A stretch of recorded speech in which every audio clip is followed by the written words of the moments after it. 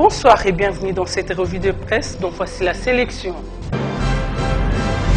La vérité actu, intelligent, la prospérité, Géopolis Hebdo et le vrai modérateur.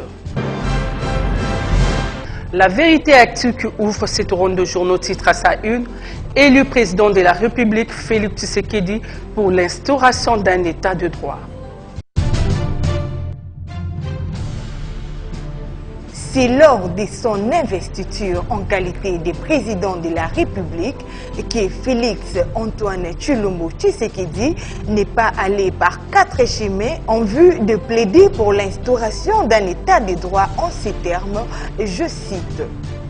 Nous appelons les détenteurs de l'autorité à tous les échelons de notre pays au respect strict et infaillible de droits et de leurs biens conformément à la Déclaration universelle des droits de l'homme en leur demandant de réaliser leur mission dans le cadre légal.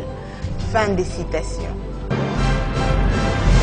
De son côté, l'intelligence souligne les conditions difficiles de Martin Fayoulou à Félix Tshisekedi. La légitimité de Félix Antoine Tshisekedi Tshilombo, le nouveau président de la République démocratique du Congo, élu le 30 décembre 2018 et investi le 24 janvier dernier, est en train d'être reconnu par tous. Dans son speech, lors de son investiture, le nouveau président de la République, Félix Tshilombo Tshisekedi, a loué particulièrement les combats politiques de Martin Fayoulou et a même tendu la main à ces derniers pour travailler ensemble pour réconcilier le Congo entre eux. Cette main tendue de Félix a été aussi rejetée par Martin au motif qu'il ne peut pas travailler avec ceux-là qui l'ont volé la victoire. Pour les observateurs avertis, la position de Martin Fayoulou en rapport avec la main tendue de Tshisekedi Tshilombo est un refus impoli qui signifie que Martin Fayoulou n'a pas encore compris la leçon de la politique internationale en République démocratique du Congo. Poursuivons cette revue de presse avec la prospérité qui s'exclame. Fini la grève Transco, Félix Tshisekedi désamorce la bombe sociale.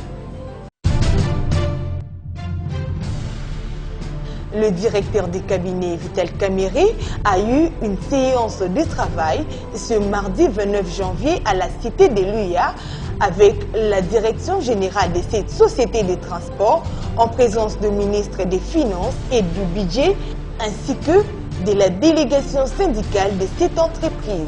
Le chef de l'État a instruit la chaîne de la dépense publique pour que soient libérés en procédure d'urgence les arriérés ainsi que tous les avantages revendiqués. Le chef de l'État a appelé la direction générale et la délégation syndicale à la promotion d'un dialogue permanent.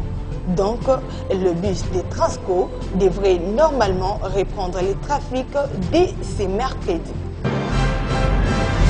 Pour sa part, Géopolis Hebdo s'exclame à son tour. Élection de Félix Tshisekedi, l'AR de Moïse Katumbi prend acte. La plateforme politique Alternance pour la République, membre de la coalition Lamuka, qui a soutenu les candidats de l'opposition Martin Fayoulou, a rompu le silence hier mardi. Dans une déclaration faite au siège du regroupement à Kinshasa, l'AR dit prendre acte de l'investiture du nouveau chef de l'État, Félix Tshisekedi, à la magistrature suprême. Cette prise de position contraste avec celle de la coalition Lamuka, opposée à toute idée de concession avec les nouvelles autorités du pays dont elle conteste la légitimité. Enfin, le vrai modérateur écrit lettre de félicitations de Paris et Bruxelles à Félix. Lamuka a perdu la bataille. Pour le combat du retour à la vérité des urnes, la coalition Lamuka doit accepter sportivement de dire sa messe. Mais pour le maintien de la flamme, en vue d'animer un vaste mouvement d'opposition et de résistance face au nouveau pouvoir. Cette coalition a carte blanche. Les lettres de félicitations d'Emmanuel Macron et Charles Michel, adressées à Félix Tshisekedi, viennent ôter toute illusion quant à l'issue de la bataille pour la fameuse vérité des urnes. Ces deux correspondances viennent siffler la fin d'une partie dont la Mouka demandait la prolongation. L'arbitre ne revient jamais sur sa décision, se connaît de tout le monde.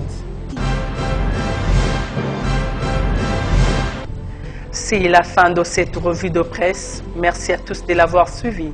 Bonsoir.